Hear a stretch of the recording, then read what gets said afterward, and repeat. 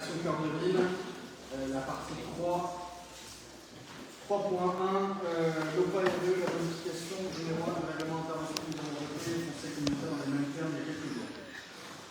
Oui, le 25 septembre 2020 a été signée une convention au PARU sur le centre-ville d'Autun entre la ville d'Autun, la CCGAM, l'Agence nationale de l'habitat, l'ANA, le département de Saône-et-Loire, la Banque des territoires, Action Logement et Procivis, convention qui était valable 5 ans. Or, le 1er janvier 2024, l'ANA change ses critères d'éligibilité et fait progresser les plafonds de revenus pour l'accès aux aides et modifie également ceux concernant l'adaptation des logements. Ce qui nous a amené à modifier les règlements d'intervention pour les mettre en adéquation avec les nouvelles données de l'ANA. De plus, on enregistre une augmentation des demandes concernant les toitures. Dans un premier temps, l'aide était concentrée sur un secteur prioritaire de la cathédrale au quartier Marchaux. Il est étendu maintenant à l'ensemble du périmètre ACV avec des aides modulables en fonction des différents secteurs. Plus le secteur est patrimonial, plus l'aide est importante car les travaux sont évidemment plus conséquents. Il est donc proposé au conseil municipal d'approuver les modifications du règlement d'intervention relatives aux aides complémentaires de la ville d'Autun, listées dans la pièce jointe à cette délibération, d'autoriser, article 2, le versement des aides subventionnées selon les conditions décrites par le dit règlement d'intervention, article 3, d'autoriser monsieur le maire ou son représentant à signer tout document se rapportant à ce dossier. Merci beaucoup sur cette délibération identique à celle de la communauté de communes, puisque cette OPA-RU est partenariale. Y a-t-il des questions ? Pas de questions, je propose de passer au vote. Y a-t-il des oppositions, des abstentions, unanimité? Je vous remercie. 3.2. Oui, alors qui a été largement spolié tout à l'heure avec la modification du périmètre. Le périmètre au PARU était identique à celui d'ACV1, à savoir l'intérieur des remparts antiques. La convention ACV2 élargie aux entrées de ville, c'est-à-dire direction Saulieu et direction Nevers-Moulins. Il est donc proposé au conseil municipal, pour plus de cohérence, de compréhension et de lisibilité, de modifier le périmètre au PARU. En conséquence, le périmètre étant annexé. Article 1, donc, d'approuver la modification de la convention de l'OPA-RU et de son annexe correspondant l'extension du périmètre de l'OPA-RU pour qu'il coïncide avec le périmètre ACV2 ORT, d'approuver la modification du périmètre d'application du règlement d'attribution de l'aide au ravalement des façades et d'autoriser monsieur le maire ou son représentant à signer tout document se rapportant à ce dossier. Merci beaucoup sur cette délibération qui est également passée dans les mêmes termes en conseil communautaire avec le règlement qui vous est annexé et puis les deux extensions dont on a parlé tout à l'heure sur le faubourg d'Arroux et puis le quartier de la Folie. Y a-t-il des questions? Pas de questions, je propose de passer au vote. Y a-t-il des oppositions, des abstentions? Unanimité, je vous remercie. Le 3.3, il s'agit du portage foncier par l'EPF du Doubs. On a parlé beaucoup de l'EPF au dernier conseil communautaire. Il est maintenant complètement acté puisque la communauté de communes y a adhéré. Et de même que nous avons suggéré qu'il porte le foncier de Maison de la Literie, nous proposons un portage sur deux immeubles du centre-ville. Cathy Nicolaou. Oui, alors je vous propose peut-être une explication générale pour les quatre rapports qui arrivent pour une meilleure compréhension de l'opération. En partenariat avec la Banque des territoires, une étude a été menée pour déterminer le meilleur outil juridique et technique pour la requalification des immeubles de centre-ville, qu'ils soient commerciaux et ou d'habitation. La problématique était de savoir comment la collectivité pouvait travailler avec des partenaires privés ou publics autour de ces requalifications. Parmi les solutions étudiées, une s'est dégagée, celle de travailler effectivement avec l'établissement public foncier, celui du Doubs BFC pour le nommer. Le principe, la ville acquiert l'immeuble via l'EPF. Le temps de portage donne la latitude à ce moment-là à la ville de travailler avec un partenaire privé à la faisabilité de son projet. Une fois cette étape terminée, le porteur de projet rachète le bien à l'EPF et rembourse les frais de portage. Autour de cette idée, on propose donc aujourd'hui de travailler sur deux immeubles. Le premier étant situé 20 Grande Rue Chauchien, l'ancienne pharmacie Saint-Lazare, qui présente un intérêt patrimonial et qui dessert le quartier touristique de la ville, ainsi que les 11 et 13 rue Saint-Sauge, deux boutiques fermées depuis bien longtemps et qui aujourd'hui ne pourraient réouvrir sans ce type d'organisation qui va permettre un traitement global de l'immeuble. Pour ce faire, donc, deux délibérations par immeuble sont proposées. La première permet d'autoriser l'EPF à acquérir le bien au nom de la ville. Ce sont les rapports 3.3 et 3.5. Et en parallèle, un porteur de projet privé, patrimoine et territoire, s'étant déjà manifesté, il est proposé de signer avec ce partenaire une convention d'accord pour la sortie de l'immeuble. Ce sont les rapports 3.4 et 3.6. Alors, je ne sais pas, on les fait voter séparément? Oui.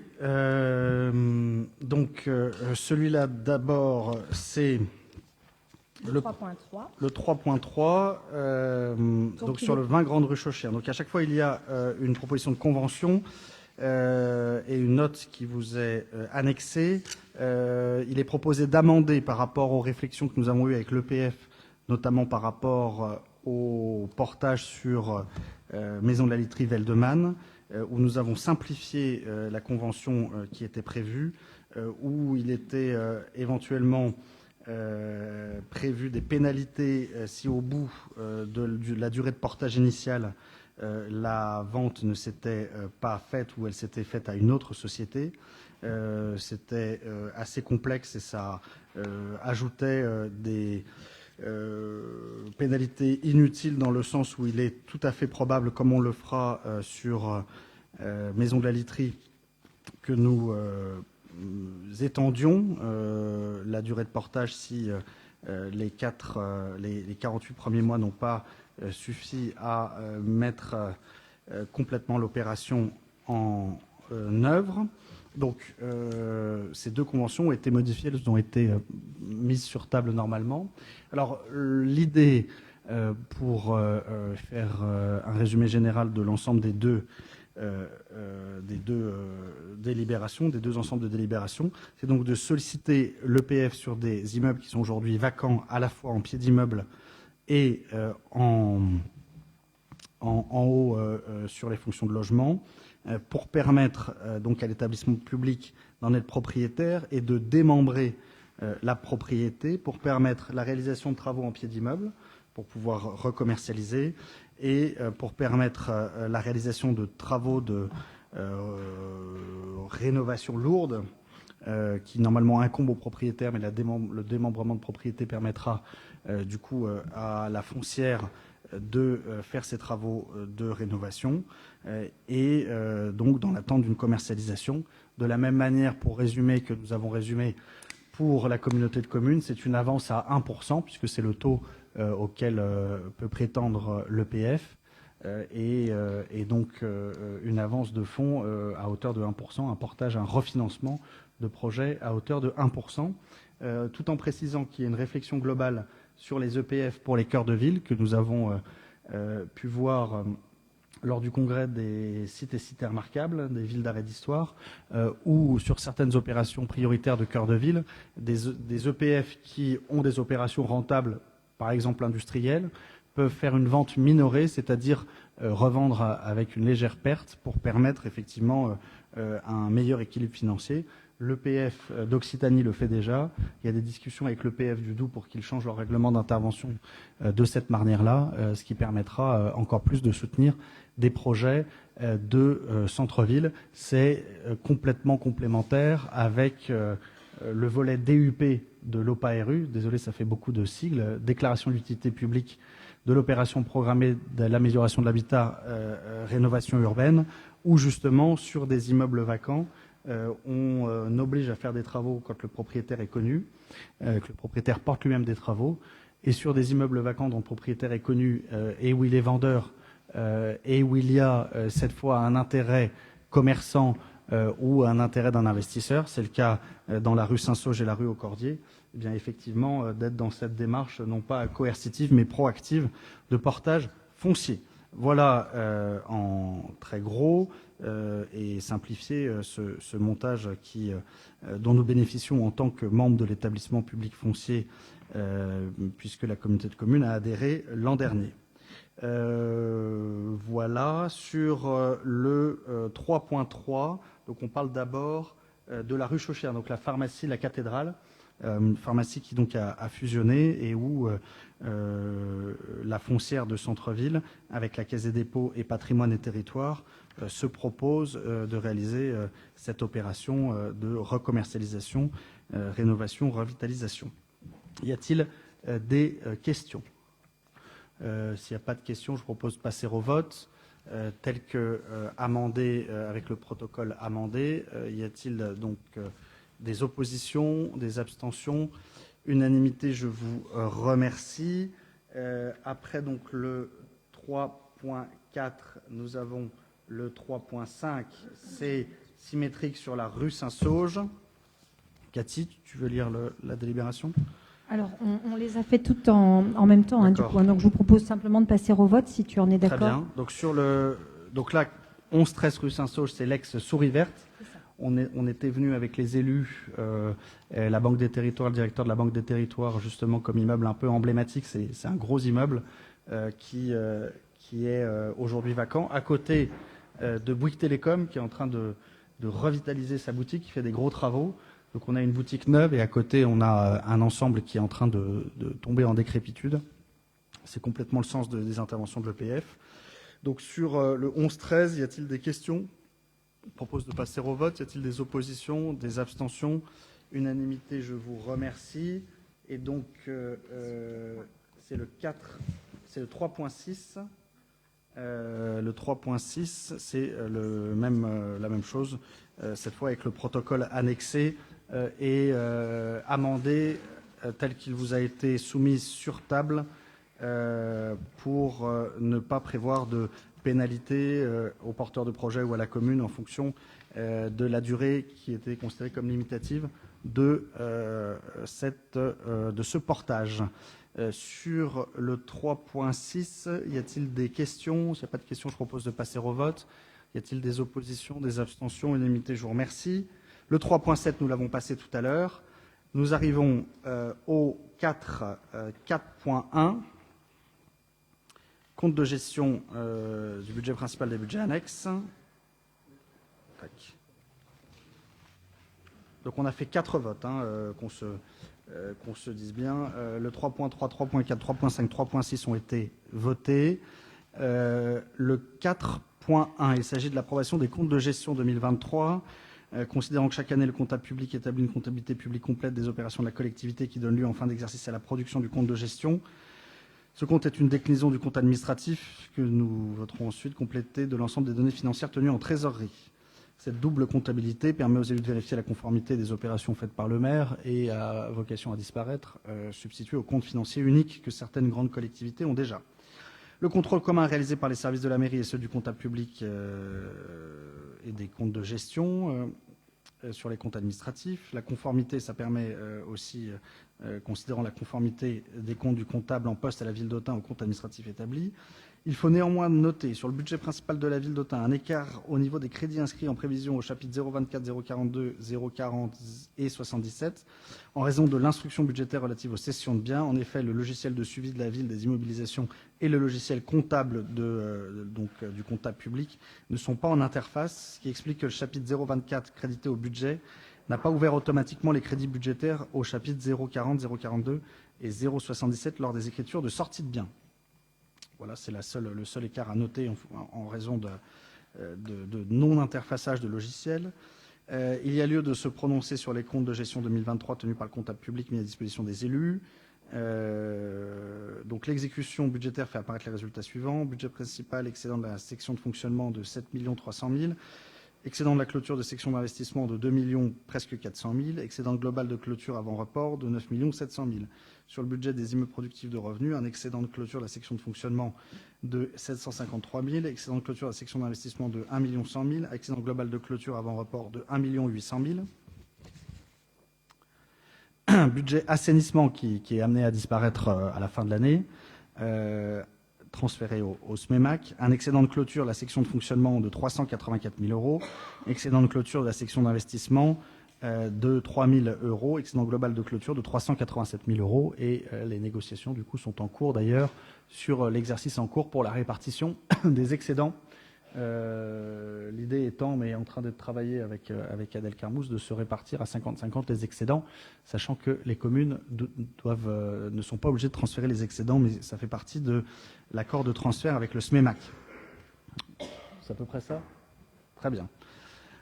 On essaiera de pas trop avoir d'excédents non plus, mais on va transférer si on a des excédents. La moitié. Et puis le service archéo, vous savez que nous avons désormais un budget annexe du service archéologie, notamment pour participer à des opérations sur le champ concurrentiel. L'excédent de clôture de la section de fonctionnement est de 182 000. Le déficit de clôture de la section d'investissement est d'1 200 000. L'excédent global de clôture avant rapport de 181 000. Et je sortirai pour le vote. En attendant, il est demandé au conseil municipal de statuer sur l'ensemble des opérations effectuées du 1er janvier au 31 décembre 2023, sur celles relatives à la journée complémentaire. Donc, c'est les opérations effectuées après le 1er janvier 2024. De statuer sur le compte de gestion du budget principal, du budget annexe d'assainissement, du budget annexe des immeubles productifs de revenus, du budget annexe du service archéo. D'adopter le compte de gestion dressé par le comptable public pour chacun des budgets susvisés. S'il y a des questions, je peux encore rester. Sinon, si on passe au vote, je dois sortir. Michael Guigeot. Juste une question technique sur ce 4.1, je interviendrai sur le 4.2. Quand est-ce qu'on pense passer au compte financier unique, c'est-à-dire la fusion des comptes de gestion et comptes administratifs? On a jusqu'à 2027, on a un peu de temps, mais est-ce qu'il y a une procédure qui commence à se mettre en place par rapport à ça, une réflexion? Adèle Carmous, si vous voulez venir répondre au micro. Les régions y sont déjà, le département aussi.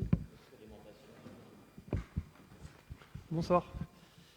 Effectivement, il y a pas mal de changements, on va dire, sur les temps présents. Pour l'instant, ce n'est pas encore une question qui est évoquée, parce qu'il y a des gros chantiers qui sont en œuvre. On a le budget vert qui va être mis en place dès l'année prochaine. Donc sur le budget vert, il y a vraiment toute une méthodologie à mettre en œuvre, et on travaille en même temps donc sur tous les budgets de la ville et de la gamme. On a un service mutualisé, voilà, pour rappel, donc on ne peut pas en fait partir sur tous les chantiers en même temps. On aimerait également faire évoluer et changer le logiciel comptable qui aujourd'hui en fait eh bien, est largement perfectible, parce qu'on a des offres de concurrents qui sont en fait gains de temps vraiment très très importants. Donc l'idée, c'est aussi d'anticiper, je dirais, le futur, et permettre justement de réaliser ces gains de temps pour éventuellement faire des économies dans quelques années, lors notamment de remplacement de personnel qui partira en retraite. Ça pourrait éviter certains remplacements, etc. Et puis, effectivement, on aura eh bien, ce sujet-là à traiter, mais ça viendra dans un second temps, certainement, dès lors qu'il faudra, dès lors qu'il sera rendu obligatoire, en fait, et pas avant. Voilà. Ce sera peut-être la seule expérimentation nationale pour laquelle on ne sera pas expérimentateur, et on attendra la date limite pour le faire. En attendant, merci au service finance qui travaille sur ce sujet. Et évidemment, le compte financier unique est une simplification pour tout le monde. Et sera assez simplement, va s'imposer assez simplement. Ça remet en cause la séparation ordonnateur comptable, sur lesquels sont encore arc-boutés un certain nombre de fonctionnaires, mais aussi d'élus, parce que ça peut aussi protéger les élus. Mais c'est dans le sens de l'histoire de ne pas avoir un compte de gestion, un compte administratif, et au final des personnes qui font deux fois le même boulot, alors que on pourrait gagner en productivité à la fois du côté de l'État et du côté de la ville. Alors, s'il n'y a pas d'autres questions, je propose de sortir pour que Cathy fasse le vote.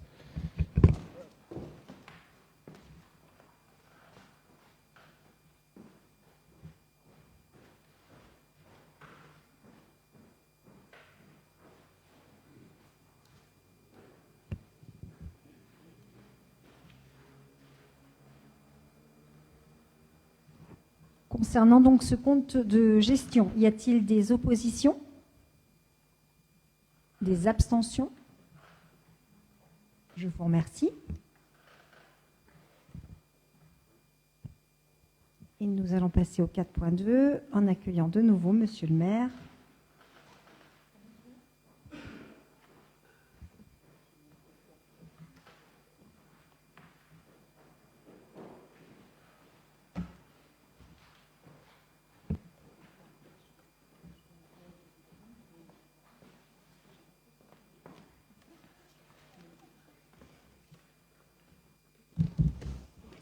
Merci beaucoup. Alors, le 4.2. Compte administratif du budget principal, des budgets annexes.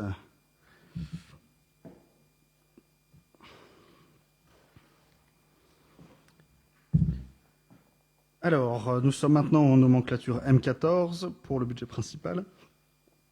M49 pour l'assainissement, ça a été aussi un boulot de changer la nomenclature. M14 pour les deux autres, budget annexe, archéologie, IPDR.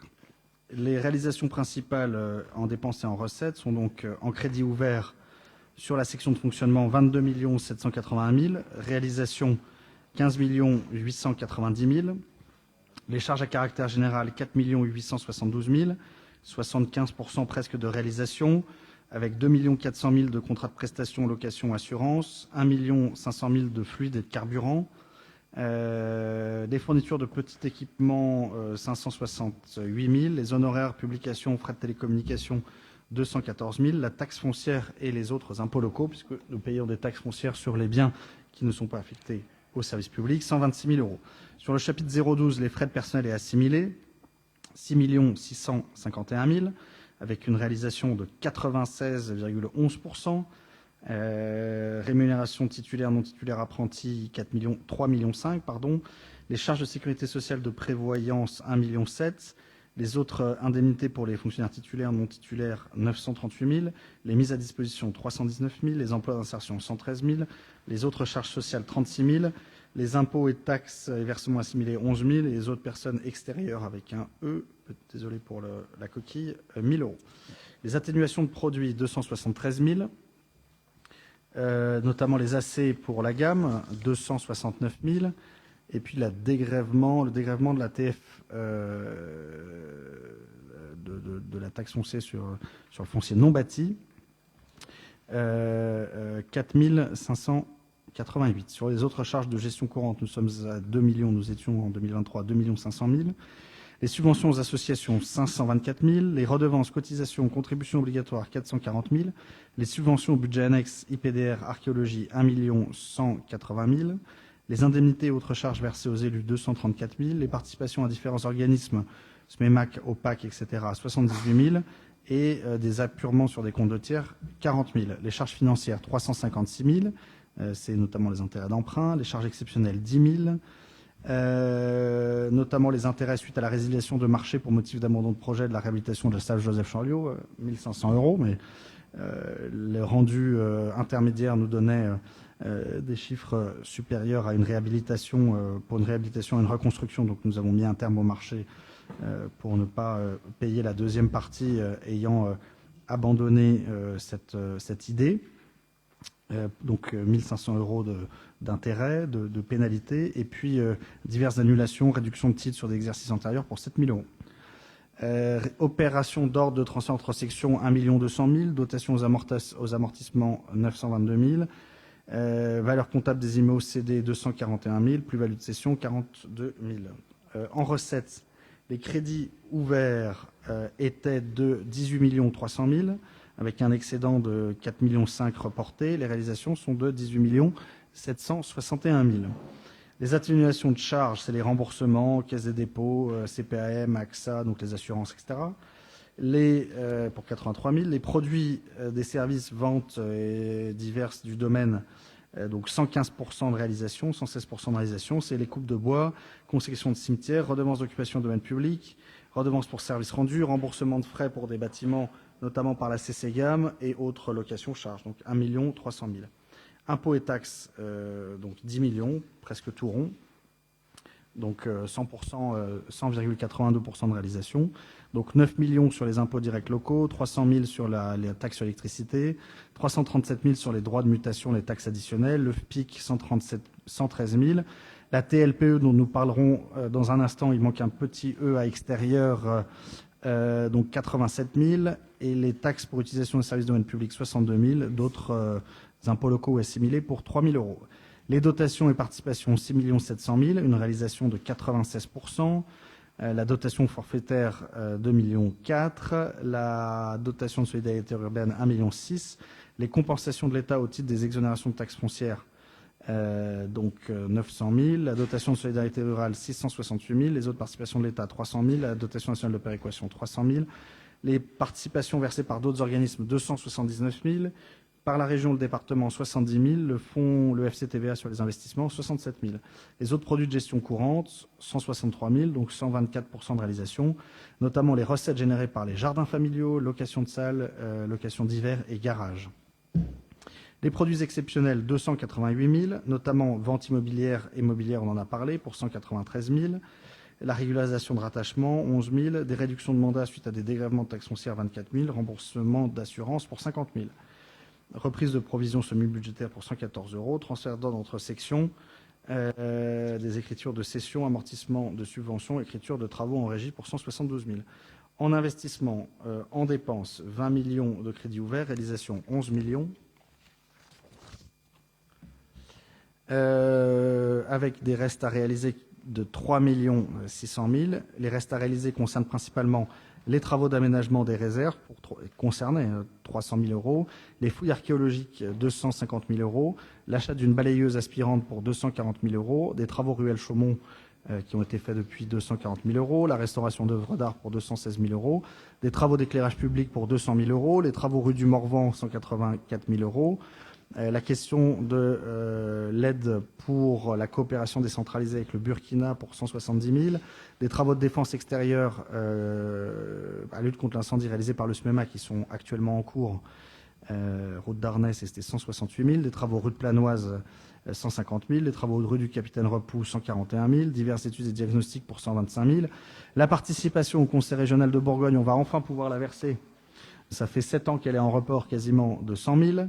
La mise en place de caméras de vidéoprotection pour 99 000, des travaux du Clos Jovet pour 82 000, la consolidation de Saint-Pierre-l'Étrier, 72 000, les parois du ruisseau Saint-Branché, c'est en cours en ce moment même, 59 000. Il y a une question de loi sur l'eau qui nous a obligés à retarder les travaux. La consolidation des remparts boulevard Leroux, 48 000. La création de places de stationnement rue de la Caron, c'est fait, 47 000. Et l'eau pluviale rue Carillon, c'est en cours, 39 000. Donc des dépenses d'équipement dont la réalisation s'élève à 66,56% sur l'exercice. Les IMO incorporels, 114 000 €, notamment diverses études diagnostiques pour la vidéoprotection, le panoptique, les temps d'écloi, la signalétique, et puis divers logiciels de dématérialisation de bons de commande, d'achat de licences pour 9 000 €.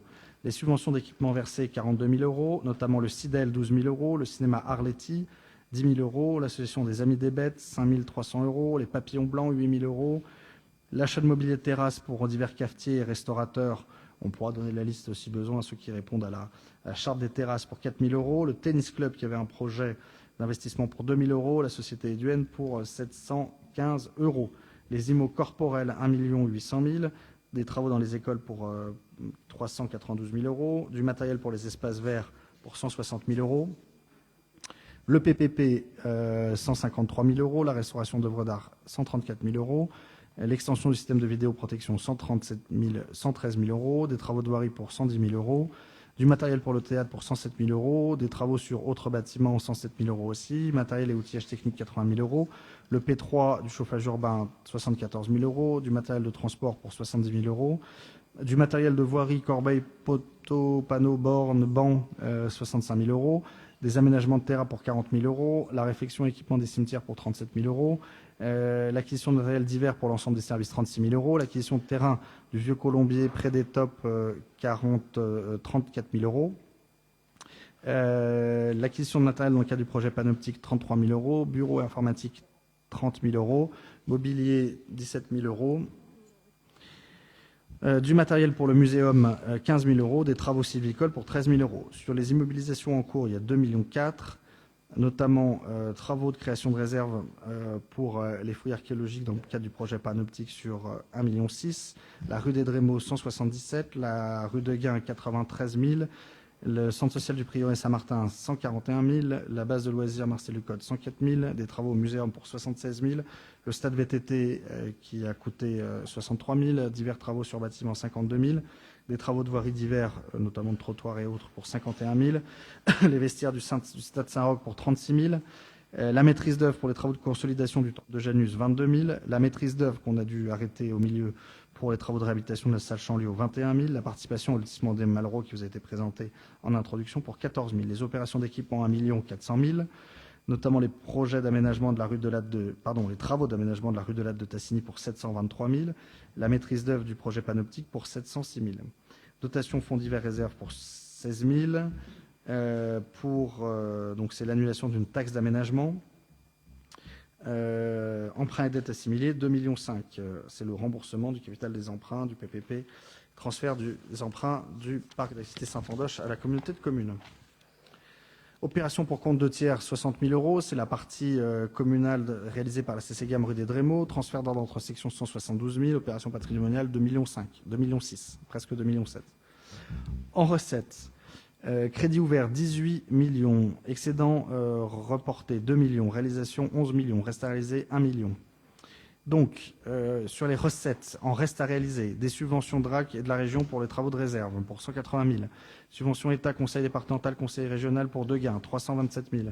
Des subventions de l'État du Conseil départemental pour la place du Champ de Mars, 184 000. Les subventions de l'État du Conseil régional pour le centre de préparation JO, 153 000. Pour le stade Saint-Roch, 127 000 de la région. De l'État pour Saint-Gabriel, 126 000. De l'État pour la piste d'athlétisme, 126 000. De la CAF pour des travaux à l'espace jeune, 78 000. De l'État pour les travaux réalisés dans les écoles du parc et Clos Jovet, 81 000. De la DRAC pour les travaux sur les remparts, 41 000. De l'État pour les fouilles archéologiques dans le cadre du musée Rollin pour 34 000. Et de la DRAC pour les travaux de restauration de la toiture de la chapelle Saint-Nicolas pour 37 000. Réalisation des recettes d'équipement, 94%. Les subventions d'investissement. Donc principalement l'État, la DRAC, le Conseil régional pour le panoptique, 3,7 millions. L'État, la DRAC pour les remparts, 104 000. Fonds de concours versés par la CCGAM au titre du pacte financier, 125 000. La répartition par l'État des amendes de police, 58 000. Les subventions de la DRAC pour Saint-Pierre-l'Étrier, 26 000. Les subventions de la DRAC pour l'acquisition d'œuvres d'art, 36 000. Les subventions du département et du Conseil régional pour la place de Gain, 40 000. Emprunts et dettes assimilés, 2 millions. Réalisé auprès de l'Agence France Locale avec des cautions pour la location de logements Habitat Humanisme pour 2 000 euros. Les dotations fonds divers réserve 1,4 million. Le FCTVA 1 383 000. La taxe d'aménagement 41 000. Les opérations pour compte de tiers, c'est la rue des Drémeaux et divers travaux effectués pour 141 000. Les opérations de transfert d'ordre entre sections 1 200 000. Les opérations patrimoniales, 2,6 millions. Sur le budget des IPDR, sur la section de fonctionnement, en dépenses, 2,94 millions, réalisation 1,4 million, un taux de réalisation de 65%, qui concerne notamment des prestations de location, d'assurance pour 258 000, des fluides pour 177, la taxe foncière et autres impôts locaux pour 44 000, des honoraires publications, frais de télécommunication pour 24 000, la fourniture d'entretien de petits équipements pour 14 000. Les charges financières, donc c'est les intérêts d'emprunt sur ce budget, 125 000. Les charges exceptionnelles en 2023, c'était notamment lié à la résiliation du bail gendarmerie pour 718 000 et l'annulation de titres pour 250 euros. 43 euros de provision semi-budgétaire, transfert d'ordre 38 000 euros. Alors en recette en 2023 sur ce budget des IPDR, crédit ouvert 171 000, 1 771 000, en excédent reporté 323 000, donc réalisation 1 832 000. Remboursement de Dalkia en atténuation de charges 10 000 euros, produits de vente, services domaines divers, notamment des remboursements de charges locatives par des loueurs de salles sur 45 000 euros, subvention d'équilibre du budget principal 800 000, autres produits de gestion courante 900 000. Notamment les loyers de la gendarmerie à 664 000 et puis des recettes de location de salles pour 240 000. Les opérations d'ordre entre sections, 677. En section d'investissement sur ce budget, ouvert 7 millions, réalisé 6 millions 7, reste à réaliser 76 000. Il s'agit de travaux de zinguerie au forum, 57 000, de la pose d'un abri vélo au forum, 6 000, ça c'est les restes à réaliser, de l'installation de portes automatiques au passage Balthus pour 5 000 euros, de relevé topographique avant travaux de désimperméabilisation de la cour du forum pour 3 700 euros. Immobilisation corporelle, 6 254 000. Donc l'acquisition de la gendarmerie, 6 244 000. Des dépenses de P3 de la chaufferie, 8 000 euros. Acquisition de table pour Hexagone, 1 000 euros. Et l'achat d'un piano de cuisson pour Frani à 830 euros.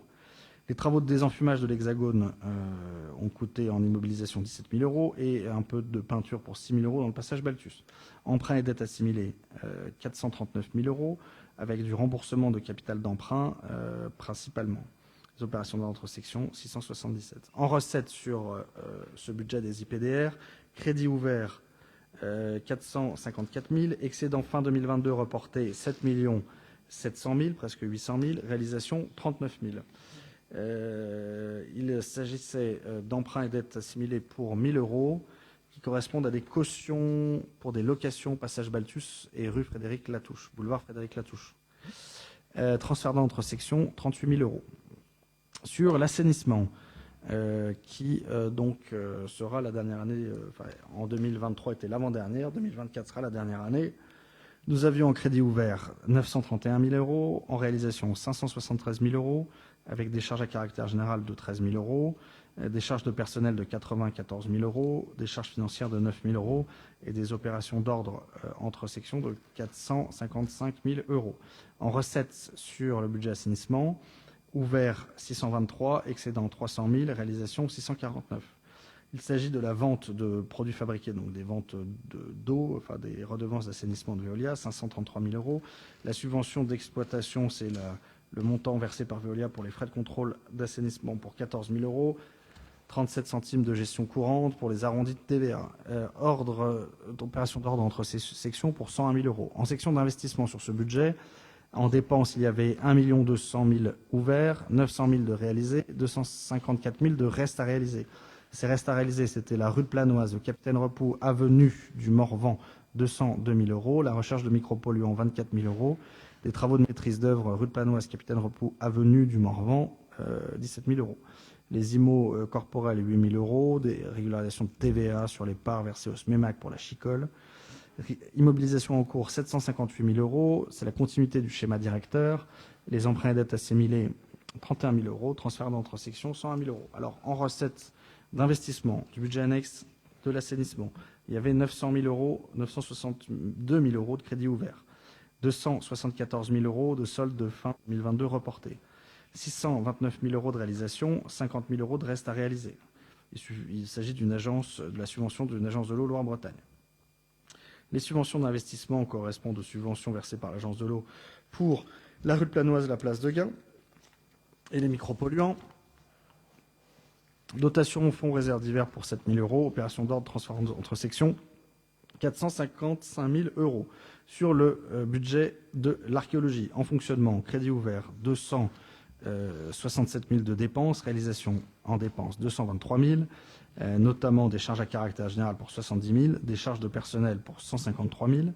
En recettes, crédit ouvert, 367 000, réalisation, 406 000, des atténuations de charges, produits de vente du service. Il s'agit d'une subvention de l'État sur les subventions sur la fouille que nous avions réalisée à Saint-Pierre-l'Étrier. Dotation et participation 400 000. Il s'agit de la dotation d'équipe du budget principal, 310 000. Mais également d'une subvention DRAC pour les diagnostics archéo 2023 pour 78 000. D'une subvention de la DRAC pour ce bel événement qui est la 15e journée archéologique, journée d'actualité archéologique en territoire réduin pour 3 500 euros. Et une subvention du Conseil régional pour la numérisation des archives du service de l'archéologie pour 9 000 euros. En section d'investissement, crédit ouvert, 2 000 euros, réalisation 1 251 euros, c'est la chaufferie, le chauffage. En recette, crédit ouvert, 2 000 euros, réalisation 0 euros. Il n'y a pas eu de recette d'investissement sur le budget annexe de l'archéologie. Il est donc proposé au Conseil municipal d'approuver le contrat administratif suivant. Budget principal, investissement, 2 391 000 euros. Fonctionnement, 7 352 000 euros. Résultat de clôture sans reste à réaliser, 9 743 000 euros. Sur les budgets annexes, IPDR, 1 100 000 en investissement, 753 000 en fonctionnement, résultat de clôture, ce qui nous donne un résultat de clôture total de 1 858 000 sans reste à réaliser. Sur l'assainissement, investissement 3 300, fonctionnement 384 000, ce qui donne un résultat de clôture de 387 000. Et pour l'archéo, en investissement, moins 1 251 euros, en fonctionnement 182 000 euros, ce qui donne un résultat de clôture sans reste à réaliser de 181 000 euros, 287 euros, 79 centimes.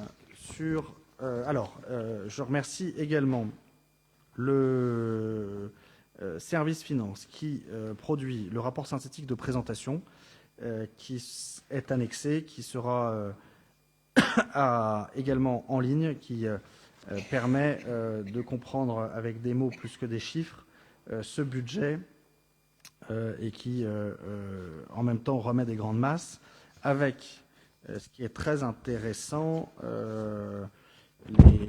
les graphiques à la fin, à savoir l'évolution de l'épargne brute du budget principal de la ville depuis 2020.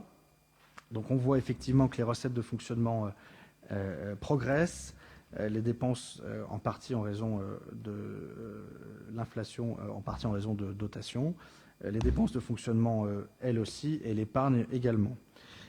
Sur la détermination du besoin de financement des investissements, vous avez les dépenses d'investissement qui sont en progression et qui sont financées par des recettes d'investissement de manière à peu près équilibrée. En 2023, principalement des recettes d'investissement avec un besoin de financement quasi nul. Sur l'endettement, c'est la dernière slide, le dernier graphique de ce document pédagogique. Vous avez les excédents du budget principal de la ville, c'est en vert. Vous voyez que c'est en progression. Vous avez l'encours de dette au 31 décembre qui passe de 20 968 000 en 2020 à 20 089 en 2023, donc en baisse tendancielle. Et puis le ratio de capacité des endettements qui fluctue également au niveau de cette tendance, donc à une amélioration de la situation financière et au désendettement tendanciel que nous souhaitons continuer à poursuivre. Mais ça, c'était la présentation du passé et des comptes 2023. Sur ce compte administratif, avant que je sorte pour le vote, y a-t-il des questions? Michael Guigeot. Oui, quelques remarques par rapport à la section de fonctionnement, par rapport à la maquette budgétaire du compte administratif. Donc, pour ce qui est des dépenses réelles de fonctionnement, on ouvre globalement 17 millions d'euros de crédit et on en émet 13,6 millions. Alors, deux possibilités, soit il y a des surestimations ou soit on fait de fortes économies. Quelle est l'articulation qui est faite par rapport à ça? Donc certes, ça doit consolider l'épargne brute, c'est un bienfait pour la section d'investissement, ça c'est une nécessité. Mais je me dis que, en fait, où est le plafond de verre pour vous par rapport aux économies en section de fonctionnement pour pouvoir consolider les recettes de la section d'investissement via l'épargne brute? Donc aujourd'hui, on a effectivement une tendance à l'optimisation des dépenses et en même temps une épargne qui est importante, qui a fait que des emprunts ont été réalisés dans une période favorable et qui aujourd'hui sont plus nécessaires. Et les taux sont, même s'ils sont en train de baisser, ont continué et ont été élevés à une période où on a moins emprunté et continuent d'être élevés à une période où on a encore moins besoin d'emprunter. Donc sur la section de fonctionnement, comment dégager davantage d'autofinancement, aujourd'hui on a déjà révisé, et à la fin de l'année on aura révisé tous les contrats type DSP, PPP. Presque tous. On a revu la DSP sur l'eau sur l'assainissement et l'eau pluviale. On l'a passé récemment. On a revu la DSP du centre équestre qui dysfonctionnait. Maintenant, c'est une source de recettes ou en tout cas d'équilibre. La DSP d'affichage public qui n'existait pas en tant que telle, qu'on a formalisé en tant que DSP. On arrive à la fin du PPP où on va travailler avec le CIDEL pour là aussi avoir une gestion plus efficace et moins onéreuse. Donc il y a encore des possibilités sur les délégations de services publics pour optimiser. Comme l'a dit Adèle Carmouche, on est aussi en train de travailler sur des gains de productivité dans les services mutualisés d'ailleurs, à la fois au niveau finance, où un certain nombre de départs en retraite sont anticipés comme n'étant pas nécessairement remplacés, et puis sur le service RH, où j'attends avec impatience, mais ça arrive je crois en juillet, la dématérialisation des congés et des absences, qui là aussi va faire gagner beaucoup de temps. Depuis trop longtemps, les congés, les absences étaient sous forme papier, ce qui amenait à des contrôles longs, ce qui amenait d'ailleurs les chefs de service à piloter de manière un peu complexe leur masse salariale, ce qui amenait d'ailleurs parfois à des emplois d'été dont on aurait pu se passer avec une meilleure gestion des congés. Et c'est pour ça que le nombre d'emplois d'été a baissé, mais ça permettra encore d'aller plus loin. Ensuite, on n'est pas à l'abri, néanmoins, c'est pour ça qu'il faut être prudent, d'un certain nombre d'évolutions, notamment du point d'indice. Je crois que l'ensemble des candidats à l'ensemble des élections actuellement promettent du pouvoir d'achat. J'ai un peu peur que ce pouvoir d'achat, ce soit les communes qui soient amenées à le donner, si c'est pour la fonction publique territoriale, avec des revalorisations importantes des traitements des fonctionnaires qui sera supporté uniquement par les communes. Donc là, on va attendre. C'est probablement légitime de donner du pouvoir d'achat à nos agents. Néanmoins, si ce n'est pas compensé, c'est des dépenses sèches. On a un travail important, très important, il faut qu'on s'y attelle assez vite, à faire sur notre contrat de chauffage urbain.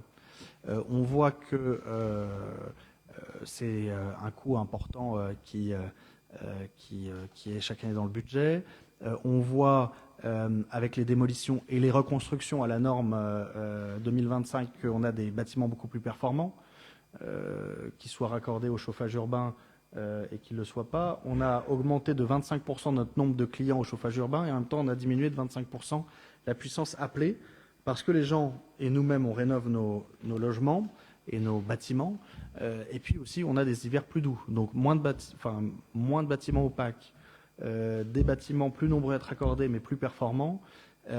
On arrive à un changement de notre modèle économique qui est important, d'autant que vient d'être attribué le marché de performance énergétique, ville, communauté de communes, SIAS, hôpital, où le candidat qui a été retenu, Dalca, nous propose des économies plus importantes que celles qu'on anticipait encore sur la gestion climatique des bâtiments. Donc c'est bien pour nos charges de fluide, c'est moins bien pour notre contrat de chauffage urbain, où aujourd'hui on est juste à la limite, puisqu'on a 50% de biomasse, 50% aujourd'hui de gaz, donc d'énergie non renouvelable, et qu'il a fallu équilibrer par des achats de gaz vert pour ne pas être soumis à une TVA surévaluée. Donc on a encore un certain nombre de capacités sur le fonctionnement à optimiser. Un gros travail a été fait, je pense qu'il sera à juste titre salué par la Chambre régionale des comptes, dont on vous présentera probablement le rapport. On l'attend, on ne l'a pas encore, sur le deuxième semestre de cette année ou premier semestre suivant, sur la rationalisation des achats, avec beaucoup de choses en interne. On a pris du retard parce qu'il pleuvait, mais tout le marquage se fait maintenant en interne.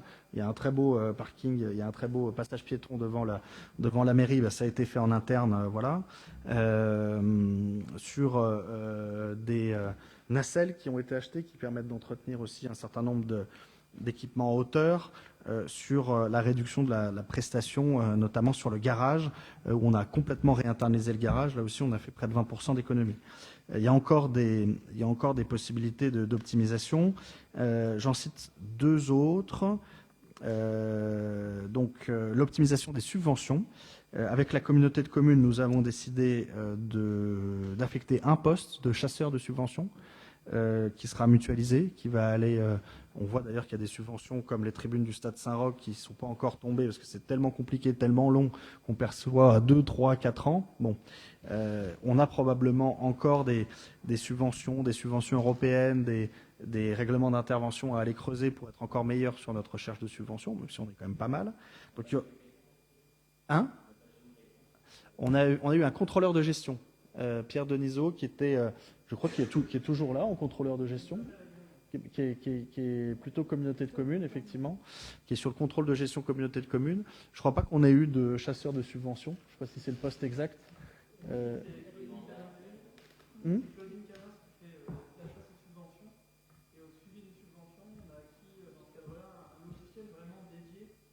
Voilà.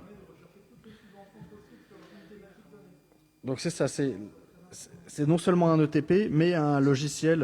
Enfin, on est dans un monde de fou parce qu'on est obligé de payer des gens et de payer des logiciels pour aller trouver des subventions, payer des gens intelligents assez chers pour déposer des subventions, et de l'autre côté, ils payent des gens au moins aussi intelligents et au moins aussi chers pour les traiter. Vous connaissez ma position là-dessus. Si on donnait des fonds libres d'emploi au début de l'année aux communes et qu'on leur dise débrouillez-vous, on ferait un certain nombre d'économies. Bon, mais en tout cas, il y a cette volonté d'optimiser. Et puis on travaille aussi, et là aussi ça va être un chantier qui a commencé, mais qui va aussi se poursuivre avec l'État sur les incohérences des bases d'imposition.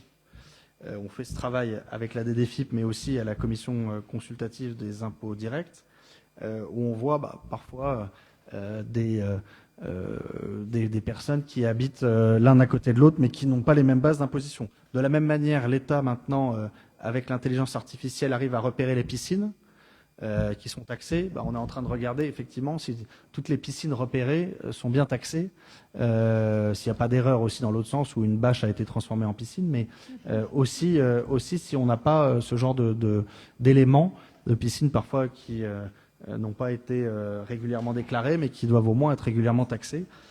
C'est uniquement un exemple, mais on a aussi des incohérences sur les bases d'imposition qui peuvent nous donner, sans avoir à augmenter les taux, qui peuvent nous donner aussi des recettes supplémentaires. Donc il y a encore du travail pour pouvoir optimiser effectivement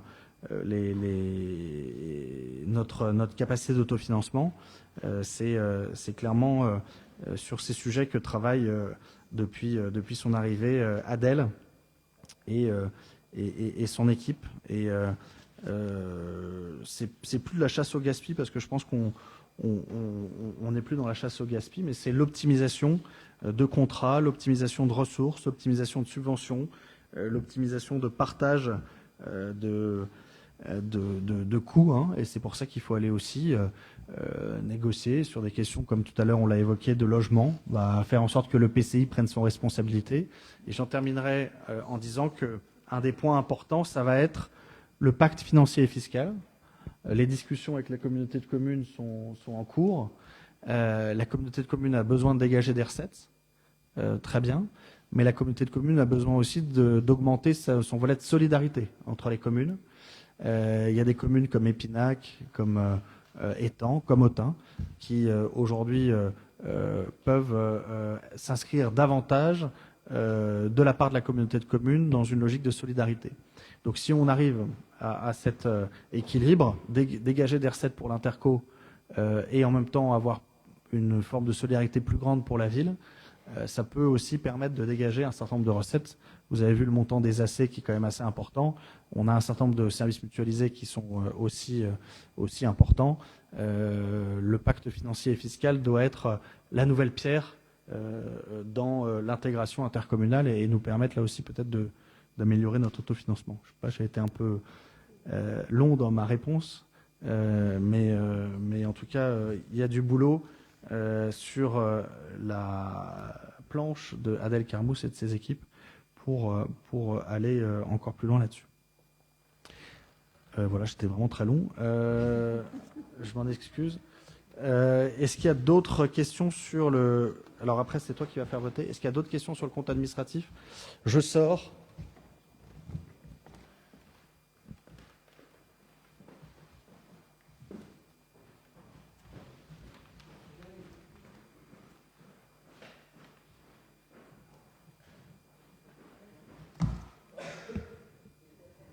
Concernant donc le compte administratif 2023 du budget principal de la ville d'Autun et de ses budgets annexes, y a-t-il des oppositions? Y a-t-il des abstentions? Donc 4 abstentions. Je vous remercie.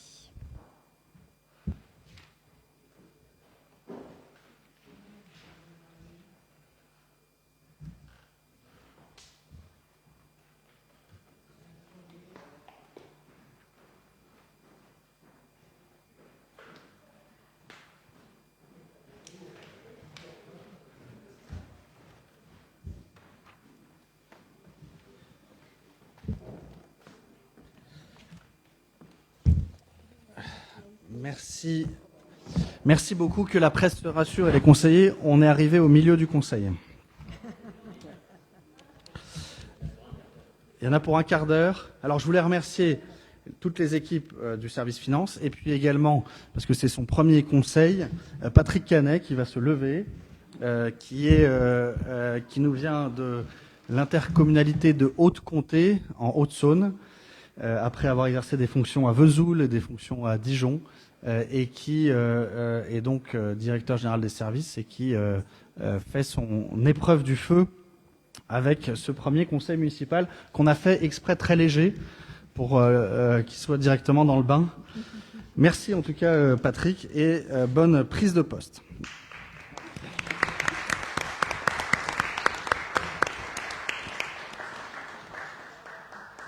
Alors, on poursuit et on accélère sur la TLPE. On en a parlé tout à l'heure. Chaque année, nous actualisons les tarifs parce que l'actualisation n'est pas automatique. Donc, chaque année, nous repassons cette même délibération qui actualise le prix au mètre carré. Vous vous souvenez qu'une année, nous avions fait une campagne de collecte et de vérification qui nous avait apporté un peu de sous. Il faudra peut-être qu'on le refasse à un moment. En tout cas, pour l'instant, ce sont des ressources relativement stables et qu'on réévalue au tarif annuel qui suit l'évolution de l'indice des prix.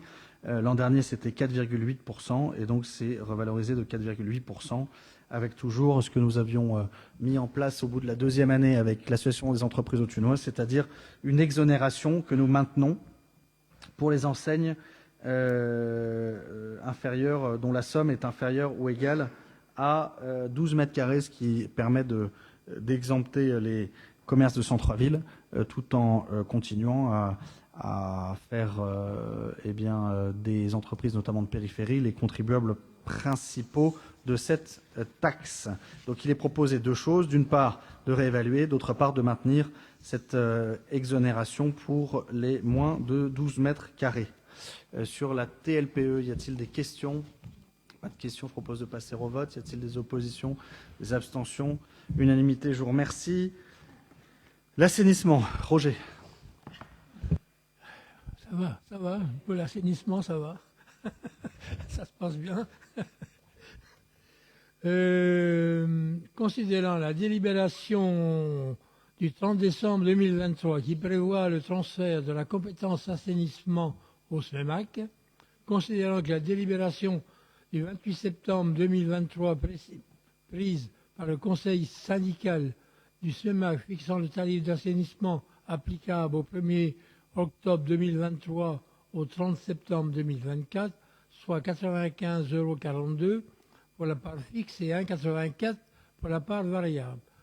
Considérant que le transfert de la compétence assainissement de la ville au SMEMAC devra conduire à une application d'un tarif unique sur l'ensemble du territoire au titre de l'assainissement, que la tarification du service assainissement de la ville d'Autun est constituée d'une part communale et d'une part délégataire. Considérant que la ville et le délégataire fixent le niveau de la part fixe et de la part variable, considérant qu'il est souhaité une harmonisation progressive de la tarification de l'assainissement afin d'étaler dans le temps les effets sur les usagers du transfert au SMEMAC de la compétence assainissement. La délibération du 2024 relative à la signature de l'avenant numéro 2 de la DSP assainissement, considérant que l'écart de tarif au niveau de la part fixe entre le SMEMAC et la ville d'Autun sur taxe plus part délégataire est actuellement de 47,43 € et que le SMEMAC procédera à la fixation d'un nouveau tarif cible permettant de couvrir le coût du service à terme. Dans la perspective de réduction de cet écart et de l'étalement de ses effets sur les usagers, il est proposé au conseil municipal de majorer le niveau de la part fixe de la part surtaxe communale de 15 € à compter du 1er juillet 2024. Il est proposé au conseil municipal de majorer le niveau de barre fixe de la surtaxe communale de 15 € à compter du 1er juillet 2024. Voilà. Merci beaucoup Roger et puis Jean-Louis qui est très impliqué au SMEMAC. C'est ce qu'on a voté au SMEMAC dans le cadre de la convergence tarifaire. Le SMEMAC a une part fixe assainissement qui est plus élevée que la part ville et donc il y a une convergence en vue du transfert, ce qui est ce que prévoit la loi et ce qui nous amène effectivement à augmenter légèrement notre part fixe. Donc c'est la part abonnement sans toucher la part mètre cube sur l'assainissement avec le délégataire qui intervient également, Veolia, qui sera le même qui restera de toute façon avec le contrat d'assainissement que nous avons amendé pour lui retirer la part eau pluviale lors d'un dernier conseil municipal. Voilà. Sur ce rapprochement des tarifs avec le SMEMAC, y a-t-il des questions? Pas de questions, je propose de passer au vote. Y a-t-il des oppositions, des abstentions? Unanimité, je vous remercie. Le SIDEL, Françoise André, qui est d'ailleurs, je crois, je le répète, mais je crois que tu es la seule femme déléguée du SIDEL. Oui. Donc on compte sur toi et on fait beaucoup de choses et tu es très investi au SIDEL et à ses différentes réunions, prestations dont l'offre de service se développe et notamment celle auxquelles nous allons adhérer tout de suite. Alors, considérant que le SIDEL est autorité organisatrice de la distribution d'électricité pour le département de Saône-et-Loire et à ce titre chef de file de la transition énergétique sur le territoire, considérant qu'en application des engagements mondiaux adoptés dans l'accord de Paris, ainsi que de leur déclinaison aux échelles européennes et nationales, le syndicat départemental d'énergie de Saône-et-Loire, SIDEL, met en place des initiatives visant à lutter contre le dérèglement climatique, notamment dans le champ de l'efficacité énergétique et de la performance énergétique. Considérant que dans le but d'aider les collectivités de Saône-et-Loire à mettre en œuvre leur plan de transition énergétique, le SIDEL engage un dispositif d'accompagnement aux études et aux investissements en matière d'économie d'énergie et de performance énergétique dans le patrimoine bâti public et l'éclairage public. Il vise à traduire les nouvelles obligations réglementaires par la recherche de résultats au travers de rénovations performantes et d'autoconsommation le cas échéant. Il est proposé au conseil municipal, article 1, d'approuver l'adhésion de la commune au règlement d'intervention du service performance énergétique énergie renouvelable, conformément aux documents annexés ainsi qu'aux diverses prestations proposées par le SIDEL dans le cadre de ses missions. Article 2, d'autoriser Monsieur le maire à signer les propositions financières établies par le SIDEL dans le cadre des prestations proposées dans son catalogue. Et article 3, d'autoriser Monsieur le maire ou son représentant à signer tout document s'y afférent. Merci beaucoup. Vous avez en annexe le règlement d'intervention auquel adhèrent beaucoup de communes qui sont en train de délibérer. Le SIDEL a mis en œuvre et a réussi à recruter, c'est la principale difficulté, un certain nombre d'experts, d'ingénieurs, notamment sur le conseil en énergie partagée, sur le diagnostic énergétique des bâtiments, aussi sur l'éclairage public. Bon, nous, on va transférer carrément l'éclairage public au SIDEL. À un tarif défiant toute concurrence, mais il fallait quand même voter un tarif. Hein, on est à des 150, 200 euros planchers, mais au final, ça revient à des 5 ou 600 euros pour des prestations que nous mutualisons à l'échelle départementale avec le syndicat d'énergie. Donc il est proposé d'adhérer à ces prestations et puis ensuite de les utiliser au coup par coup en fonction de nos besoins. Sur ces adhésions aux prestations SIDEL, y a-t-il des questions? Je propose de passer au vote. Y a-t-il des oppositions, des abstentions? Unanimité, je vous remercie. Le 4.6, Marie-Claire qui est excusée. Donc c'est maintenant que la ville a repris la gestion du fonctionnement des écoles. elle se substitue à la communauté de communes pour le fonctionnement des écoles privées sous contrat, selon la loi Debré qui indique que le coût par élève doit être identique sur la commune entre l'enseignement public et l'enseignement privé. Et donc, il y a différents forfaits, fonctionnement, investissement pour les bâtiments. Il y a eu un calcul, il y avait une convention qui est arrivée à terme en fin 2023. Une nouvelle convention a été négociée avec échange avec le directeur de l'établissement. Ce nouveau forfait est calculé à partir d'un coût par élève à 431 € pour les classes de maternelle et 290 € pour les classes d'élémentaire. C'est ce que nous coûte en moyenne un enfant scolarisé à Autun. Et donc, il est proposé au conseil municipal de bien vouloir approuver la convention jointe en annexe de partenariat et de participation financière au fonctionnement des classes sous contrat d'association entre la ville d'Autun et l'association de gestion de l'ensemble scolaire catholique d'Autun, AGESCA, à partir du 1er janvier 2024, pour 3 ans, de fixer la participation communale des classes maternelles à 451,30 € par élève et le montant de la participation communale des classes primaires à 290,40 € par élève, sachant encore une fois que cette participation est obligatoire puisque nous sommes commune siège. Elle est facultative pour les autres communes qui envoient des enfants dans l'établissement privé catholique. Et d'autoriser monsieur le maire ou son représentant ayant reçu délégation à signer toute convention s'y rapportant. Voilà sur ce convention de partenariat que nous signons désormais. Sur l'AGESCA, y a-t-il des questions ? Je propose de passer au vote. Y a-t-il des oppositions, des abstentions ? Unanimité pour cette convention. Restez en forme, on a presque fini. L'ASPEN, Éric Marchand. Un petit coup d'oxygène. Ouais.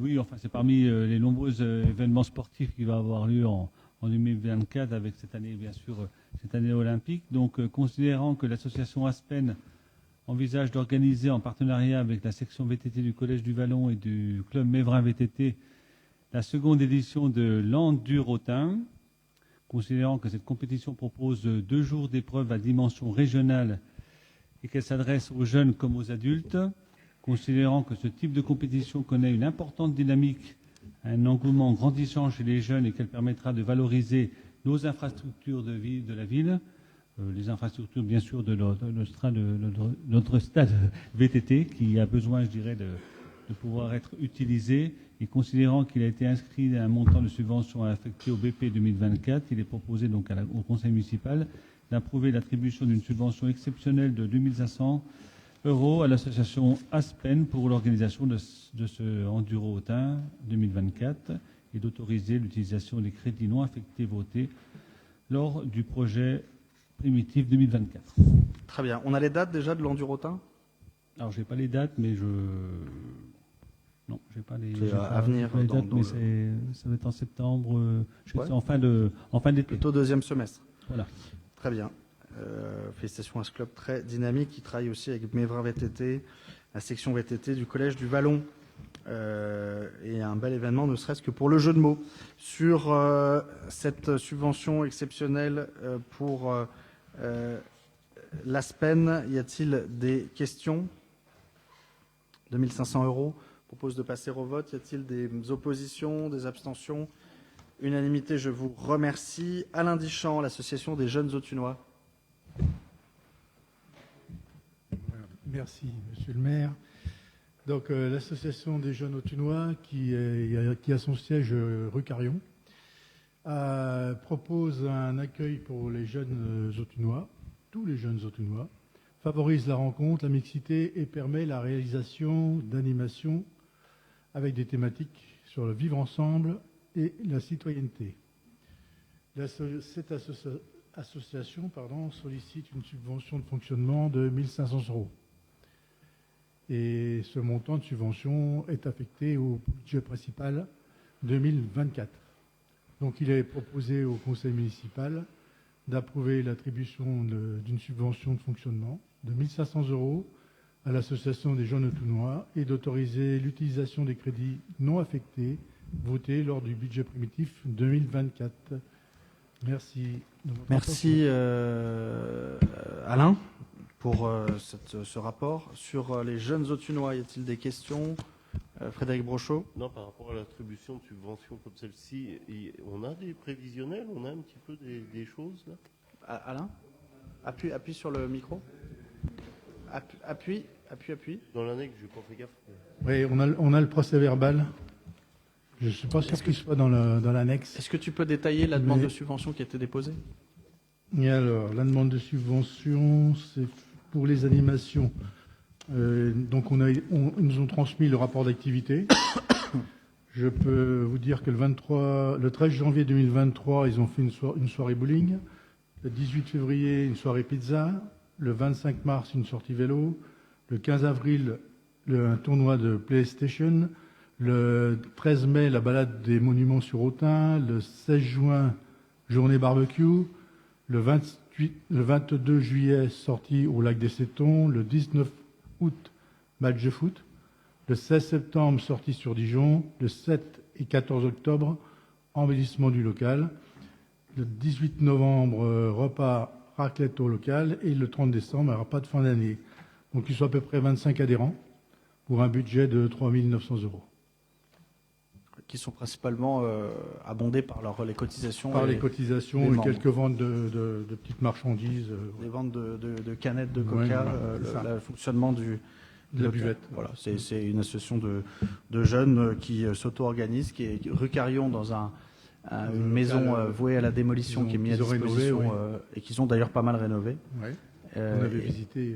Oui, alors, au et début du mandat, ouais. qu'ils entretiennent. Et Début donc, du mandat. ils se réunissent et c'est ouvert, il faut le dire, à l'ensemble des jeunes. Il y a des jeunes des différents quartiers et que...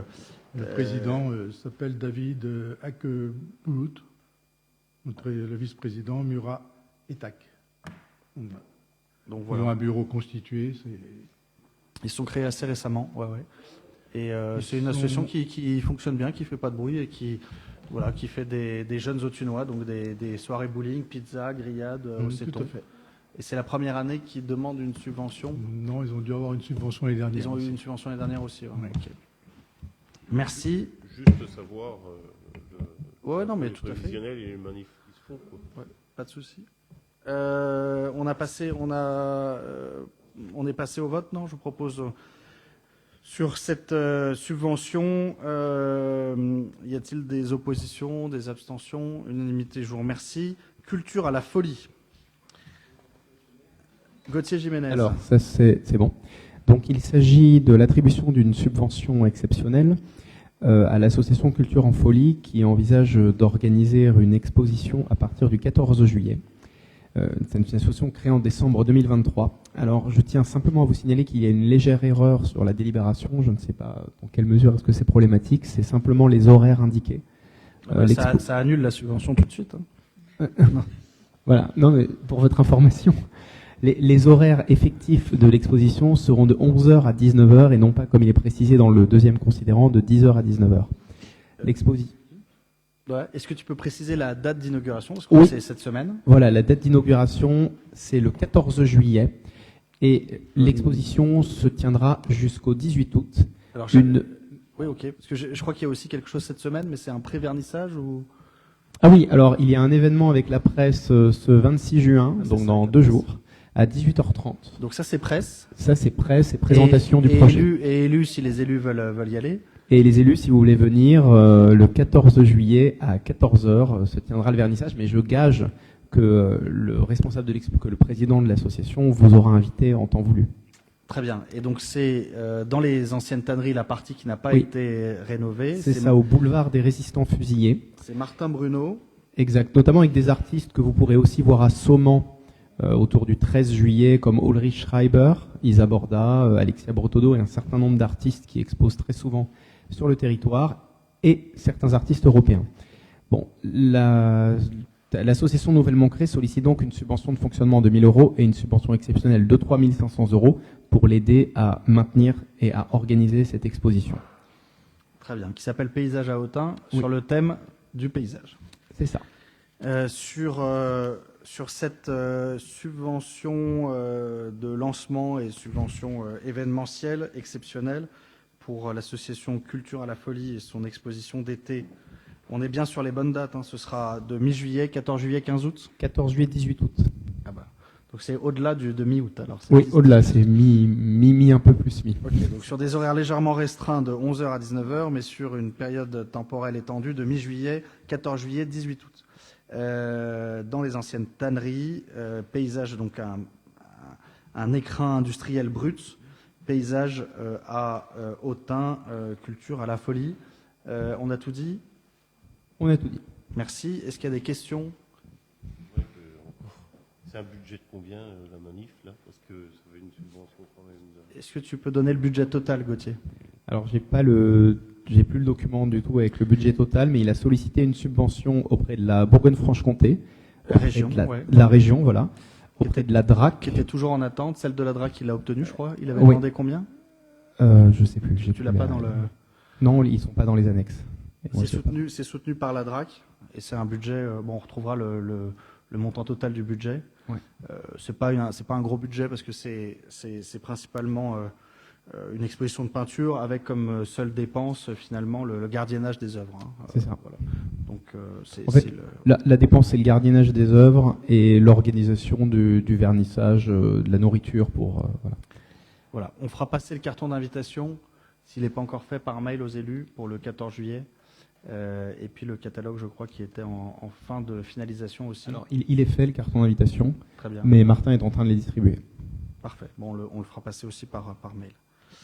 Merci sur cette subvention pour l'exposition d'été Culture à la Folie. Y a-t-il des questions? Pas de questions. Je propose de passer au vote. Y a-t-il des oppositions? Des abstentions? Unanimité. Je vous remercie. Patrick Cailleux pour le Clos Jovet. Monsieur le maire, chers collègues, sachant que les dispositifs UPE2A, donc c'est compliqué parce que ça c'est les dispositifs enseignants, et Ulysse ont remporté le prix coup de cœur de concours de Kamishibai, plurilingue, organisé par l'association Dulala. Alors le Kamishibai, c'est une technique de comptage d'origine japonaise basée sur des images qui défilent dans un théâtre de bois, tout simplement. L'ensemble des plages cartonnées sont numérotées de 11 à 15 et racontent une histoire. Et à chaque planche, ça correspond à un épisode. En fait, c'est le PowerPoint de maintenant, grosso modo. Je crois qu'il y aura une présentation. En fait, on a des images qui défilent. Et je crois qu'il y aura une démonstration. Mais à l'ancienne, voilà. Donc, comme ils sont conviés à la cérémonie de remise des prix le 13 juin 2024, donc c'est passé à Paris à la Maison de la Culture du Japon, et que l'établissement sollicite une aide financière pour permettre à ses élèves de participer à ce moment exceptionnel, qu'il a été inscrit un montant de subvention à affecter au BP 2024. Il est proposé au conseil municipal d'approuver l'attribution d'une subvention exceptionnelle de 2 000 € à la coopérative scolaire de l'école du Clos Jovet, et d'autoriser l'utilisation des crédits non affectés votés lors du budget primitif 2024.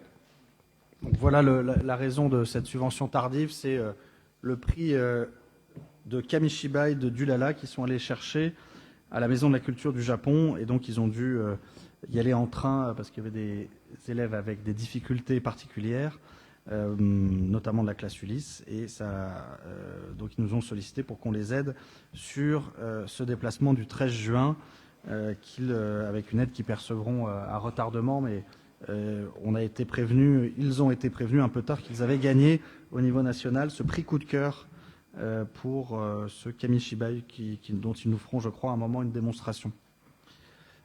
Sur la subvention Dulala pour le Clos Jovet de 2 000 €, y a-t-il des questions? S'il n'y a pas de questions, je propose de passer au vote. Y a-t-il des oppositions, des abstentions? Unanimité. Je vous remercie. La Fabrique du Patrimoine, Gauthier.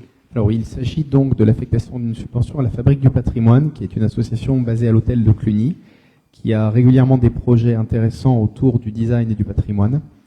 Dans un premier temps, elle propose un projet d'exposition intitulé La Collection perdue, exposition qui commencera le jeudi 4 juillet, qui a pour objet de réinventer des objets du quotidien actuel. C'est une création qui va s'appuyer sur les motifs des carreaux de ciment de la famille Perrusson. Et ensuite, l'association envisage aussi une exposition on-off, comme elle a eu lieu l'an dernier, mais la deuxième étape de cette exposition, la deuxième édition plutôt, qui s'est tenue en septembre 2023, afin de la faire se retenir en septembre 2024. Il s'agit donc dans l'article 1 d'approuver l'attribution d'une subvention d'investissement de 5 000 € à l'association pour le projet La Collection Perdue, et approuver l'attribution d'une subvention de 2 000 pour l'exposition on-off, et d'autoriser l'utilisation des crédits non affectés votés lors du budget primitif. Merci beaucoup. Donc la Fabrique du patrimoine, à ne pas confondre avec la Fondation du patrimoine, qui est une association authunoise autour notamment de la galaxie Arkham, ceux qui travaillent en ce moment d'ailleurs sur les grilles du lycée, et qui ont acheté l'hôtel de Cluny et la Tour Marchaux, qu'ils commencent à rénover et à utiliser comme lieu d'exposition. Et ce sera là sur la Villa Perrusson, autour de la Villa Perrusson, dans laquelle ils ont travaillé pour la restauration et pour laquelle ils proposent une exposition dont l'affiche est déjà très prometteuse. Sur cette subvention pour la Fabrique du patrimoine de 2 000 €, y a-t-il des oppositions, des abstentions? Unanimité, je vous remercie. Eveneco, Cathy Nicolaou. Oui, 2024, année donc de la 9e foire économique, du 19 au 22 septembre 2024. Et donc, dans le cadre de l'organisation de cette foire économique, Eveneco a sollicité le soutien financier de la ville d'Autun à hauteur de 20 000 € et un montant de subvention à affecter a été inscrit au BP 2024. Il est donc proposé au conseil municipal d'approuver l'attribution d'une subvention exceptionnelle de 20 000 € à l'association Eveneco pour l'organisation de la foire économique, d'approuver la convention telle que présentée en annexe, d'autoriser monsieur le maire ou son représentant ayant reçu délégation à la signer, ainsi que tout document s'y rapportant, et autoriser l'utilisation des crédits non affectés votés lors du budget primitif 2024. Merci beaucoup, Foireco, qui nous sollicite comme chaque 2 ans pour le même soutien à cet événement qui se tiendra en septembre 2024. Sur la 9e foire économique, la subvention exceptionnelle, y a-t-il des questions? Pas de questions, je propose de passer au vote. Y a-t-il des oppositions, des abstentions? Unanimité, je vous remercie. Gauthier Jiménez pour Arc-en-Seine. Oui, il s'agit d'une affectation d'une subvention exceptionnelle à l'association Arc-en-Seine, qui a, peut-être certains d'entre vous ont eu l'occasion d'assister à la représentation du spectacle inspiré de la bande dessinée Les mots nous manquent au théâtre d'Autun, qui a rempli le théâtre à plus de 3 éditions. Et l'association aura la chance de, cette année, se rendre à Avignon lors du OFF du 3 au 11 juillet. Et à cette occasion est même éligible au prix du public, au théâtre de l'Optimiste. Nous allons donc en profiter au niveau de la commune pour les soutenir et les aider dans cette démarche. Donc l'article 1 serait d'approuver l'attribution d'une subvention exceptionnelle de 3 000 € à l'association, et l'article 2 d'autoriser l'utilisation des crédits non affectés votés lors du budget primitif 2024. Merci beaucoup. Donc ça c'est extrêmement intéressant, cette initiative qui a été financée au départ par l'OPAC et par l'État, soutenue par la ville, qui a donné lieu à une BD qui a bien marché, et désormais à une pièce de théâtre qui va se jouer au Festival d'Avignon. Et ils ont remporté un prix, d'ailleurs le prix, là aussi je crois, coup de cœur. Ça s'appelle aussi coup de cœur, on est spécialiste des coups de cœur, de ce déplacement. En sachant ça fait longtemps qu'une troupe de théâtre n'était pas allée à Avignon. Le budget total d'un déplacement à Avignon, c'est près de 40 000 €. Ils nous ont envoyé leur budget prévisionnel. Ils nous demandent 2 000 €. Ils auront un peu de subventions autres, peut-être quelques recettes, et puis ensuite une pièce qui partira en tournée. Mais il leur reste quand même un reste à charge très important. Ils vont commencer leur campagne presse dès maintenant, justement, avec des acteurs locaux, et notamment des acteurs professionnels et amateurs qui participent à ce Spectacle. La compagnie Arc-en-Scène et le spectacle L'ailleurs inspiré des mots nous manquent. Je finis la pub.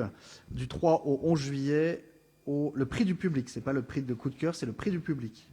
C'est le théâtre de l'Optimiste au Festival d'Avignon du 3 au 11 juillet. Sur cette subvention à Arc-en-Scène, y a-t-il des questions?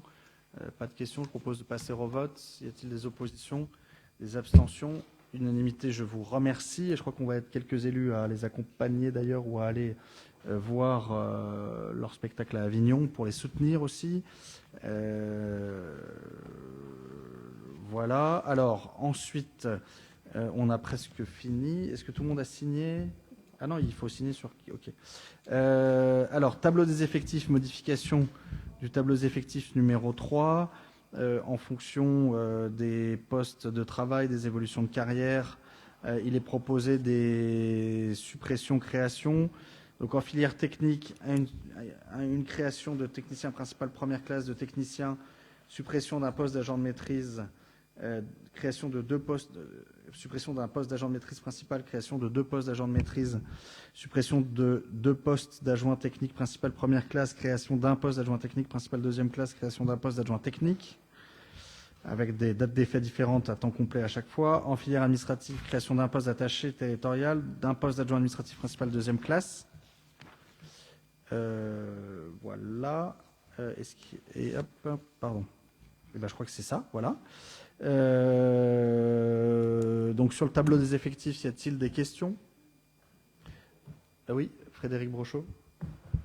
Oui, là, c'est de la création ou c'est de l'évolution de poste, de grade? Parce qu'on a tout le temps beaucoup de mouvements, je trouve. C'est les promotions internes ou réussites à concours. Peut-être que Sophie, vous pouvez nous détailler à quoi correspondent. C'est dans le cadre des promotions au titre de l'année 2024, donc les promotions qui recouvrent deux aspects, les promotions internes ou les avancements de grade. Donc en fin de compte, c'est pour faire évoluer les agents dans leur carrière. D'accord, ça je comprends bien. Donc ça c'est le récap, vous me dites, de l'année 2024? Oui. D'accord, ok. Donc il n'y a pas d'embauche de titulaire supplémentaire? Non, il n'y a pas d'embauche de titulaire supplémentaire. La titularisation de contractuels? Là-dedans, enfin, si, il y a une embauche d'un titulaire supplémentaire, l'attaché territorial. Et alors, je vous demande juste 30 secondes, je prends mes petites notes. Voilà.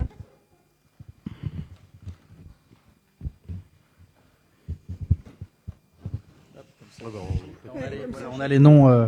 Non, mais je demande pas. Moi, je peux donner les services. Je donnais les services en 2 secondes. Bon, après, on peut aussi donner. Enfin. Non. Pas les noms, mais en tout cas, bon, c'est des gens qui ont réussi la promotion interne ou des avancements de grade. Technicien principal, c'est aux espaces verts. Le technicien, c'était au musée sur une fonction qui va être mutualisée de maintenance avec les services techniques. En promotion interne. En promotion interne, il y a également quelqu'un à la DCSU, le placier. Ah, du coup, j'ai donné son nom parce qu'il n'y en a qu'un. Service technique, également un avancement de grade. En adjoint technique, c'est au service technique également. Avancement de grade, c'est au service de la vie du citoyen. Avancement de grade, voilà. Et sur l'attaché territorial, c'est une fonction qu'on souhaite créer pour le coup. C'est pour un architecte urbaniste pour travailler avec l'ABF. En fait, on a une problématique commune avec beaucoup de villes Action Cœur de Ville et de villes d'arrêt d'histoire, c'est que le temps des ABF sur le terrain diminue de plus en plus et qu'ils sont en sous-effectif. Donc on voudrait pouvoir amener, parce que ça crée beaucoup de travail du coup au service urbanisme de la communauté de communes, une prestation d'architecte conseil qui permettent, voilà, donc on ouvre un poste, mais on n'a pas encore recruté, donc la prestation n'existe pas encore. Il faut qu'on arrive à trouver la personne, ce qui va être le plus compliqué. Ce qu'on aimerait, c'est que les gens qui ont des travaux, plutôt que d'arriver tout seul devant l'ABF et d'avoir un refus ou, pour le coup, de ne pas faire de déclaration, puissent avoir gratuitement en interne une prestation d'architecte conseil. Et c'est l'idée de ce recrutement. Recrutement net, c'est celui-là sur un grade d'adjoint administratif. Attaché, pardon, oui, attaché. Merci, Sophie. Je l'avais à côté, pardon, vous m'aviez donné le document, je l'avais en dessous. Merci Sophie. Sur le 5 points, y a-t-il d'autres questions? S'il n'y a pas d'autres questions, je propose de passer au vote. Y a-t-il des oppositions, des abstentions? Unanimité, je vous remercie. Je crois qu'on arrive à la fin. Les contrats d'apprentissage d'alternance. On propose d'ouvrir Jean-Louis Guillon. Non, on ne propose pas d'ouvrir Jean-Louis Guillon, mais on propose à Jean-Louis Guillon d'ouvrir le poste. Alors, considérant que l'apprentissage permet à des personnes âgées... Désolé, j'ai perdu le fil. Je vous promets, je vais le faire. Voilà. Des personnes âgées de 16 à 25. Considérant que l'apprentissage permet à des personnes âgées de 16 à 25 ans sans limite d'âge supérieur d'entrée en formation, concernant les travailleurs handicapés, d'acquérir des connaissances théoriques dans une spécialité et de les mettre en application dans une entreprise ou une administration, que cette formation en alternance est sanctionnée par la délivrance d'un diplôme ou d'un titre, considérant que ce dispositif présente un intérêt tant pour les jeunes accueillis pour les services accueillants compte tenu des diplômes préparés par les postulants et des qualifications requises par lui, considérant qu'à l'appui de l'avis favorable du comité social territorial, il revient au conseil municipal de délibérer sur la possibilité de recourir au contrat d'apprentissage. Il est proposé au conseil municipal, article 1, de décider du recours au contrat d'apprentissage, article 2, d'approuver la possibilité de conclure dès la rentrée scolaire 2024 2 contrats d'apprentissage conformément au tableau suivant. Donc, au service DSTA Espace Vert, un bac pro travaux, aménagement paysager à compter du 1er septembre 2024 pour une durée de 3 ans. Et toujours DSTA Espace Vert, un CAP travaux, aménagement paysager, 1er septembre 2024 également pour 2 ans.